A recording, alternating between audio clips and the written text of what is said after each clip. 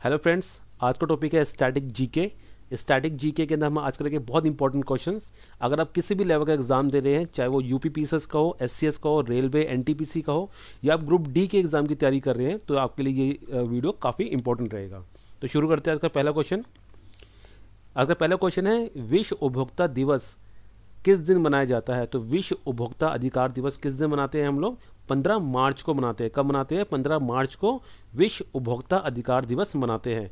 8 मार्च को क्या मनाते हैं हम? अंतर्राष्ट्रीय महिला दिवस। 22 मार्च को विश्व जल दिवस और 23 मार्च को शहीदी दिवस। ग्रुप डी के अंदर बहुत ज़्यादा चांसेस रहते हैं इस टाइप के क्वेश्चंस आने का। और अगर आप किसी भी स्टेट लेवल के पीसेस की तैयारी कर रहे हैं या आप यूपीएससी की तैयारी कर रहे हैं, तो वहाँ पे भी इन क्वेश्चन का आने का बहुत ज़्यादा चांसेस रहता है। तो दोबारा रिपीट करते हैं।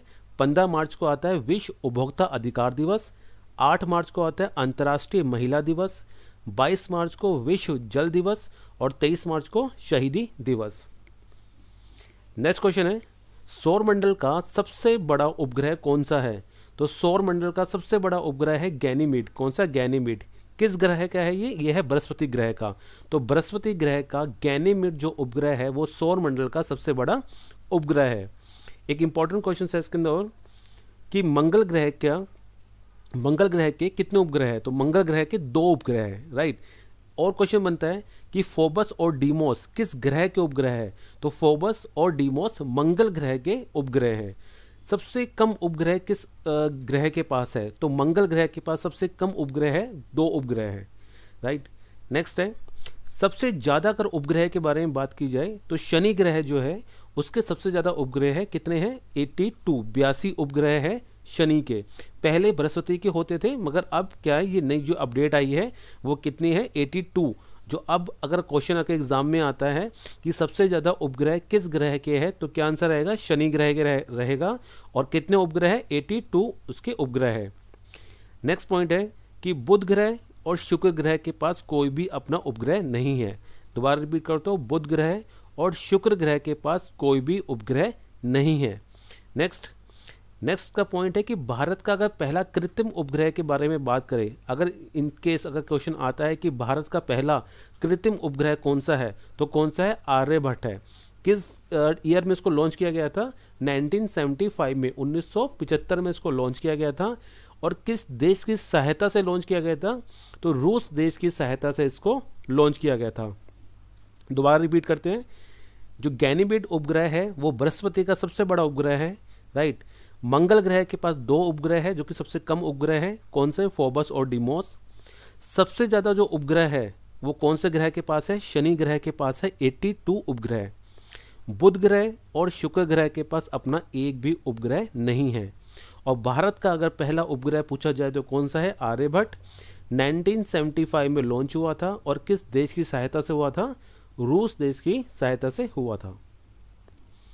नेक्स्ट क्वेश्चन यहाँ पे है कि सूर्य ग्रह पृथ्वी की परिक्रमा करने में कितना समय लेता है? तो क्वेश्चन यहाँ पे है कि शुक्र ग्रह पृथ्वी की परिक्रमा करने में कितना समय लेता है? तो कितना समय लेता है?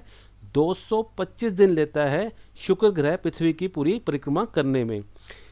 शुक्र ग्रह को सौंदर्य का देवता, पृथ्वी की बहन, सांझ का तारा या भोर का तारा भी कहा जाता है। कई बार क्वेश्चन आता है ग्रुप डी के अंदर कि सांझ का तारा, भोर का तारा किस ग्रह को कहा जाता है? तो शुक्र ग्रह को कहा जाता है सांझ का तारा, भोर का तारा। सौंदर्य का देवता और पृथ्वी की बहन किसे कहा जाता है? शुक्र ग्रह को ही कहा जाता है। 225 दिन लेता है अराउंड पूरा सूर्य की पूरी परिक्रमा करने में। सूर्य की परिक्रमा जो एक कहते हैं शुक्र ग्रह करता है, तो ये पूर्व से पश्चिम की तरफ करता है। कहाँ से करता है? पूर्व से पश्चिम।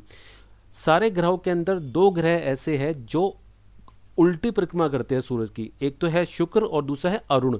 ये दोनों ग्रह जो है पूर्व से पश्चिम की तरफ परिक्रमा करते हैं, जबकि बाकी जितने भी ग्रह हैं वो पश्चिम से पूर्व की तरफ परिक्रमा करते हैं। तो इस क्वेश्चन का आने का भी चांस बहुत ज़्यादा है कि ऑप्शन में आपको 4 ग्रह रहेंगे और पूछा जाएगा कि कौन सा ग्रह जो है वो पूर्व से पश्चिम की तरफ जाता है। तो पूर्व से पश्चिम की तरफ कौन सा ग्रह जाता है? शुक्र ग्रह और अरुण ग्रह। नेक्स्ट पॉइंट है कि सबसे गर्म ग्रह शुक्र ग्रह सारे ग्रहों में सबसे गर्म ग्रह है, जबकि शुक्र ग्रह जो है वो बुध ग्रह के बाद आता है। अगर पूछा जाए कि सूरज के सबसे पास ग्रह कौन सा है तो आंसर रहेगा बुध ग्रह। मगर अगर पूछा जाए कि सबसे गर्म ग्रह कौन सा है तो कौन सा है, शुक्र ग्रह है।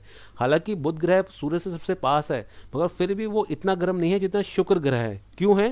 क्योंकि उसके वायुमंडल के अंदर कार्बन डाइऑक्साइड की मात्रा बहुत ज़्यादा पाई जाती है। वायुमंडल के अंदर कार्बन डाइऑक्साइड की मात्रा के बावजूद ही, उसके कारण ही इसका जो वातावरण है, जो उसका वायुमंडल है वो गर्म होता है। इसी कारण पूरे सौर मंडल में जो सबसे ज़्यादा गर्म ग्रह है वो कौन सा है, शुक्र ग्रह है। राइट, दोबारा से रिकैप करते हैं। 225 दिन लगाता है सूर्य की परिक्रमा करने पर। सौंदर्य का देवता, पृथ्वी की बहन, सांझ का तारा और भोर का तारा कहते हैं सूर्य ग्रह को। सूर्य की जो परिक्रमा करता है ये करता है पूर्व से पश्चिम की तरफ। सबसे गर्म ग्रह होता है और अगर कारण पूछा जाए कि क्यों होता है तो इसके वायुमंडल में कार्बन डाइऑक्साइड की मात्रा सबसे ज़्यादा होती है। नेक्स्ट है, प्रसिद्ध पर्वतीय स्थल पंचमढ़ी किस राज्य में स्थित है? तो जो पंचमढ़ी स्थल है वो कहाँ पे है, किस राज्य में है? तो कहाँ पे है, मध्य प्रदेश में है। कहाँ पे है, मध्य प्रदेश में है। मध्य प्रदेश के कुछ और पॉइंट्स करते हैं जो इंपॉर्टेंट है एग्जाम में। कान्हा राष्ट्रीय उद्यान, पन्ना राष्ट्रीय उद्यान और पेंच राष्ट्रीय उद्यान, तीनों के तीनों बहुत इंपॉर्टेंट है, पहले भी एग्जाम में देखे जा चुके हैं, आने वाले एग्जाम में भी इसका आने का चांसेस बहुत ज़्यादा है। तो कान्हा राष्ट्रीय उद्यान कहाँ पे है, मध्य प्रदेश में। पन्ना राष्ट्रीय उद्यान कहाँ है, मध्य प्रदेश में। पेंच राष्ट्रीय उद्यान कहाँ है, मध्य प्रदेश में है। नेक्स्ट है, जो कंदरिया महादेव मंदिर है बहुत इंपॉर्टेंट है, बहुत ज़्यादा इंपॉर्टेंट है। कंदरिया महादेव मंदिर वो कहाँ पे है, वो मध्य प्रदेश में है। कहाँ पे, खुजराहो के जो खुजराहो की गुफाएं हैं वहाँ पे है कंदरिया महादेव का मंदिर। क्वेश्चन अगर पूछा जाए कि कंदरिया महादेव का मंदिर जो मध्य प्रदेश में है उसका निर्माण किसके द्वारा कराया गया था, तो उसका निर्माण कराया गया था यशोवर्मन के द्वारा। और कौन से वंश से संबंध रखते हैं, ये चंदेल वंश से संबंध रखते हैं। ये क्वेश्चन कई टुकड़ों में आ सकता है। ऐसे भी आ सकता है कि कंदरिया महादेव मंदिर कहाँ पर है, तो खुजराहो में है। ऐसे भी आ सकता है कि कंदरिया महादेव मंदिर किस राज्य में है, कहाँ पे है, मध्य प्रदेश में है। ऐसे भी आ सकता है कि कंदरिया महादेव मंदिर का निर्माण किस राजा ने कराया था, तो यशोवर्मन राजा ने कराया था। और ये क्वेश्चन भी बन सकता है कि कंदरिया महादेव मंदिर का निर्माण किस राजवंश ने, किस शासक के टाइम पे किस वंश ने कराया था, तो चंदेल वंश ने कराया था कंदरिया महादेव मंदिर का निर्माण, जो कि कहाँ पे है, मध्य प्रदेश में है। नेक्स्ट है धुआंधार जलप्रपात, तो धुआंधार जलप्रपात भी कहाँ पे है, मध्य प्रदेश में है। दोबारा रिपीट करते हैं, पंचमढ़ी कहाँ पे है, मध्य प्रदेश में है। कान्हा राष्ट्रीय उद्यान, पन्ना राष्ट्रीय उद्यान और पेंच राष्ट्रीय उद्यान कहाँ पे है, मध्य प्रदेश में है। कंदरिया महादेव मंदिर जो कि कहाँ है, खुजराहो में, मध्य प्रदेश में है। निर्माण कराया था यशोवर्मन ने और किस वंश से संबंध रखते थे, चंदेल वंश से संबंध रखते थे। और धुआंधार जलप्रपात भी कहाँ पे है, मध्य प्रदेश में है। नेक्स्ट है कि हीराकुंड बांध परियोजना किस नदी पर बनाई गई है, तो किस नदी पर बनाई गई है हीराकुंड बांध परियोजना, महानदी पे। किस नदी पर, महानदी पर बनाई गई है हीराकुंड बांध परियोजना। और है कहाँ पे, ये किस राज्य में है, उड़ीसा में है। तो कुछ और भी कवर करते हैं जो इंपॉर्टेंट है। मैटूर बांध कहाँ पे है, तमिलनाडु में है। किस नदी पे है, कावेरी नदी पे है। कलाई नाई बांध कहाँ पे है, कावेरी नदी पर है ये, और है कहाँ पे, किस राज्य में, तमिलनाडु में है। इडुक्की बांध कहाँ पे है, केरल में है। कौन सी नदी पे, पेरियार नदी पे है। और मुल्ला पेरियार बांध कहाँ पे है, केरल में है, पेरियार नदी पर स्थित है। दोबारा रिपीट करते हैं, हीराकुंड बांध आपका कहाँ पे है, उड़ीसा में है। नदी कौन सी है, महानदी। मैटूर बांध कहाँ पे है, तमिलनाडु में। कौन सी नदी, कावेरी नदी। कलाई नाई बांध कहाँ पे है, तमिलनाडु। कौन सी नदी, कावेरी नदी। इडुक्की बांध और मुल्ला पेरियार बांध कहाँ पे है, केरल में है। नदी कौन सी है, पेरियार नदी है। नेक्स्ट है, भारत का मानक समय कितने राज्यों से होकर गुजरता है, तो भारत का जो मानक समय है कितने राज्यों से होकर गुजरता है, 5 राज्यों से होकर गुजरता है। अगर राज्यों के बारे में पूछा जाए तो उत्तर प्रदेश, मध्य प्रदेश, छत्तीसगढ़, उड़ीसा और आंध्र प्रदेश। दोबारा रिपीट करते हैं, उत्तर प्रदेश, फिर मध्य प्रदेश, फिर छत्तीसगढ़, फिर उड़ीसा और फिर आंध्र प्रदेश। नेक्स्ट पॉइंट है यहाँ पे कि जो इलाहाबाद के निकट नैनी स्थान है, नैनी में कौन सा है, मिर्जापुर स्थान जो है, वहाँ से मानक समय गुजरती है, मानक रेखा जो है वहाँ से गुजरती है। अगर उसके देशांतर के बारे में क्वेश्चन आए कि जो मानक रेखा है वो कितने देशांतर पे है, तो वो 82.5 डिग्री पूर्वी देशांतर पे है। ध्यान रखना, जो ऑप्शन में होगा वो पूर्वी पश्चिम के अंदर आपको कंफ्यूजन क्रिएट करेगा। तो जो मानक समय है वो कौन से है, वो 82.5 डिग्री पे पूर्वी देशांतर पर है। ग्रीनविच टाइम से मानक समय कितना आगे है, तो ग्रीनविच टाइम से मानक समय कितना आगे है, 5.5 घंटे आगे है। दोबारा रिपीट करते हैं, मानक समय 5 राज्यों से होकर गुजरता है, उत्तर प्रदेश, मध्य प्रदेश, छत्तीसगढ़, उड़ीसा और आंध्र प्रदेश से होकर गुजरता है। मानक समय जो बेसिकली है वो कहाँ पे है, इलाहाबाद का जो नैनी नामक स्थान है जो कि कहाँ पड़ता है, मिर्ज़ापुर, वहाँ से लिया गया है। 82.5 डिग्री पूर्वी दिशांतर पर स्थित है और ग्रीनविच समय से कितना आगे है, 5.5 घंटे आगे है। नेक्स्ट क्वेश्चन यहाँ पे कह रहा है कि बादामी क्रांति का संबंध किससे है, तो बादामी क्रांति का संबंध किससे है, मसालों से है। किससे है, मसालों से है। बादामी क्रांति का संबंध, गोल क्रांति का संबंध है आलू से, स्वर्ण क्रांति का संबंध है जूट के उत्पादन से और सुनहरी क्रांति का संबंध है फल उत्पादन से। बहुत इंपॉर्टेंट है, ग्रुप डी के पॉइंट ऑफ व्यू से बहुत इंपॉर्टेंट है। एससीएस के अंदर भी लास्ट टाइम देखा गया था ये क्वेश्चन, राइट। तो बादामी क्रांति किससे किससे संबंधित है, मसालों से। गोल क्रांति आलू उत्पादन से, स्वर्ण क्रांति जूट के उत्पादन से और सुनहरी क्रांति संबंधित है फल उत्पादन से। नेक्स्ट है, यूनेस्को का मुख्यालय कहाँ स्थित है, तो यूनेस्को का मुख्यालय कहाँ स्थित है, पेरिस, फ्रांस में। कहाँ पे, पेरिस में है। पेरिस कहाँ पे, फ्रांस में है। तो यूनेस्को का मुख्यालय कहाँ स्थित है, पेरिस में स्थित है। अंतर्राष्ट्रीय न्यायालय, जो अंतर्राष्ट्रीय न्यायालय है उसका मुख्यालय कहाँ स्थित है, हेग, नीदरलैंड में है। एशियाई विकास बैंक का जो मुख्यालय है मनीला, फिलिस्तीन में है। संयुक्त राष्ट्र संगठन का जो मुख्यालय है वो न्यूयॉर्क, अमेरिका में है। और सार्क का मुख्यालय कहाँ पे है, काठमांडू, नेपाल में है।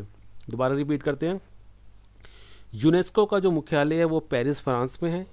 अंतर्राष्ट्रीय न्यायालय हेग, नीदरलैंड में है। एशियाई विकास बैंक मनीला, फिलिस्तीन में है। संयुक्त राष्ट्र संगठन का मुख्यालय न्यूयॉर्क, अमेरिका में है।